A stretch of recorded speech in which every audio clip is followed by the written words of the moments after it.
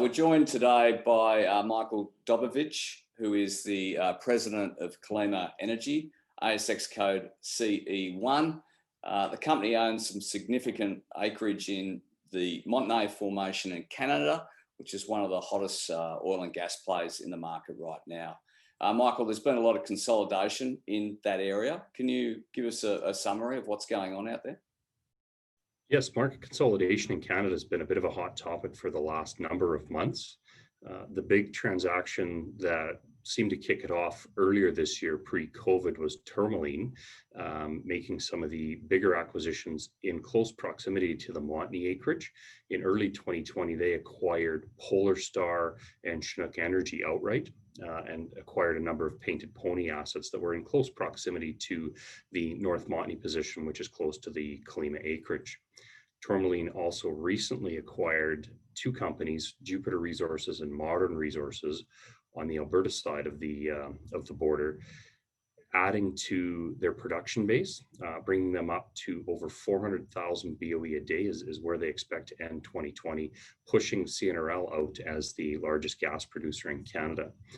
These last two acquisitions were interesting in nature in that they were private equity-backed companies that took shares in Tourmaline as part of the transaction. Normally, this is not the type of deal that occurs in this basin, so it shows the creativity that's occurring in this time right now as we're getting deals across the line. CNRL also made another, Canadian Natural Resources, made a big acquisition in the middle of the summer here with their takeover of Painted Pony Resources. Painted Pony was a significant Montney player, mostly a largely considered a debt deal, with CNRL assuming around $350 million worth of debt in that transaction. The most recent activity has really been centered around Cenovus Energy. So Cenovus, known in Canada as being a large oil sands producer, jumped into the M&A game here with a rather large acquisition of Husky Energy in an all-share deal. So this was a massive deal that has had some significant impact on the market here in Canada. Cenovus quickly followed that transaction up with a disposal of their Martin Hills assets to a publicly traded company called Headwater. This was another interesting deal that was anchored in shares, as well as a work commitment of an additional $100 million in capital by the end of 2022. So, we haven't seen deals like this in a while in our basin. It's perhaps it's a sign that this industry still has some life, and hopefully we're finally at the bottom of this cycle and we're starting to climb our way out. Michael, so what does that actually mean for someone like an ASX listed company like Calima Energy? You're a smaller player in what is a significant area for oil and gas, particularly with all this consolidation going around. Where do you fit into the jigsaw here? I think it positions Calima well in two ways. The first way is that Calima has maintained their position that we have the ability to bring our production on ourselves with the recent acquisition of the Tommy Lakes facility and pipeline approvals in place with the right timing and the right pricing and financial backing. We could become an operator and continue to increase the valuation of Calima. On a per acre basis, looking at this from a pure real estate transaction, what we are seeing now is that the valuation on acreage is transacting, and so there is competition in this northern Montney space. There's more than one company buying up all the small acreage out there. So we're starting to see some of that continued drive to put some better values on some other companies. Michael, for Calima Energy, we're really talking about the gas price, and small movements across a significant asset have a large impact on revenue. Can you talk us through what's been occurring in the gas price? Sure. So oil has recovered nicely from the early COVID days, but seems to be tied to that $40 benchmark and struggling to break free from that. We're seeing what appears to be a second wave of COVID. However, that doesn't seem to be having such a big negative impact on the oil price as the first wave of COVID. So the benefit of that low oil price in the North American sector is that the US continues to be challenged in their shale basins. So that's resulting in less drilling, additional declines in production, and when they're not drilling for oil and producing oil, that associated gas is being reduced, and that's creating a demand piece of the market and allowing the price of gas to recover nicely. So the last number of years, that oil production has oversupplied the North American market with gas. And so what we see now is that growth wedge for oil has essentially disappeared, and the oil trajectory being flat through 2021. So that has really benefited the pricing, current pricing for gas, as well as the forward-looking pricing for gas has been great as well. In the summer of 2019, we saw AECO, our station for gas pricing here in Canada, drop to significant lows, almost at zero at some points in time. So what we've seen now in the summer of 2020 is a more normalized pricing as we came through. And then October, we saw our AECO price go over $3 Canadian per GJ, which is the first time we've seen that in a number of years.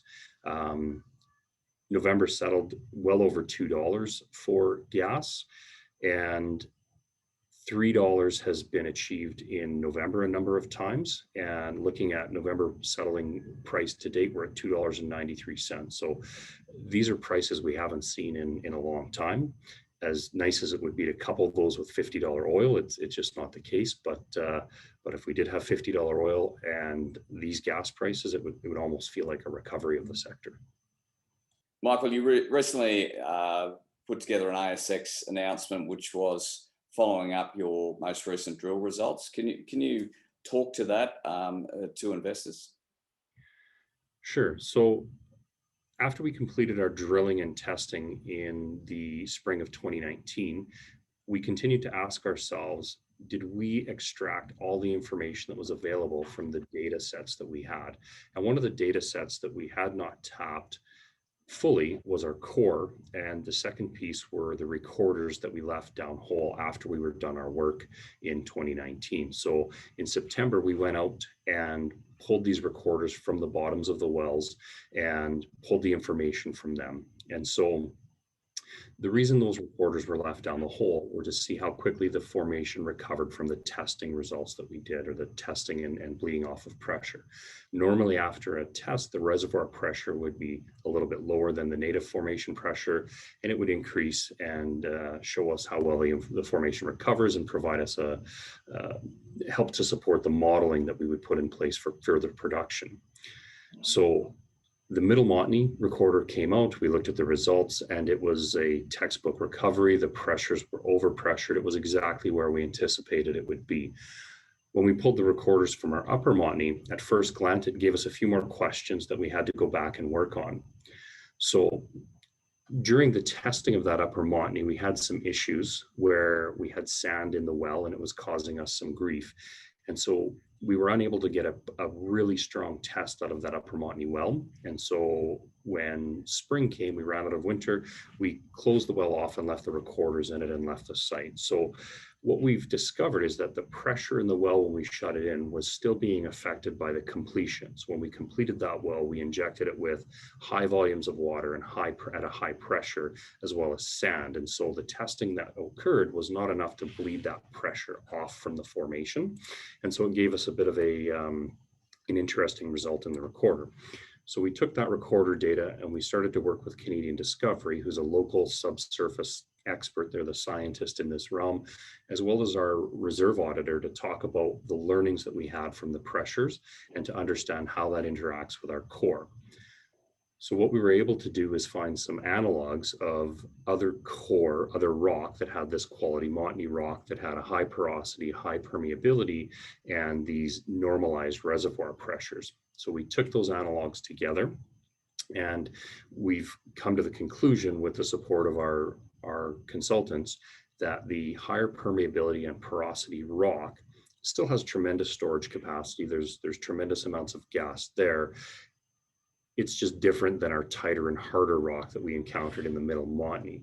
So this helped us to understand some of the operational challenges that we encountered during the original flowback and explain some of the data that we received from our completion activities. So what this really means on a go-forward basis for Calima is that the rock moves gas well, meaning we don't have to drill wells as closely spaced together. We can drill wells that are further spaced apart. We would also complete these wells with a much different intensity and at a much different cost structure. These wells would not need as much intensity. They would not need as much fracturing and completion activity. So this extrapolated out over dozens of wells in a full-scale development plan equates to significant savings over the life of the field. Michael, so what can investors look forward to moving forward? Go forward, we're waiting on the final reports from Canadian Discovery. That's going to help us build our full-scale development plan so we can finish our modeling work on that. And in the interim, we continue to maintain the Tommy Lakes infrastructure that we picked up earlier this year and continue to prepare ourselves for the next phase of development. Michael Dobovitch, thank you for your time. Thank you as well.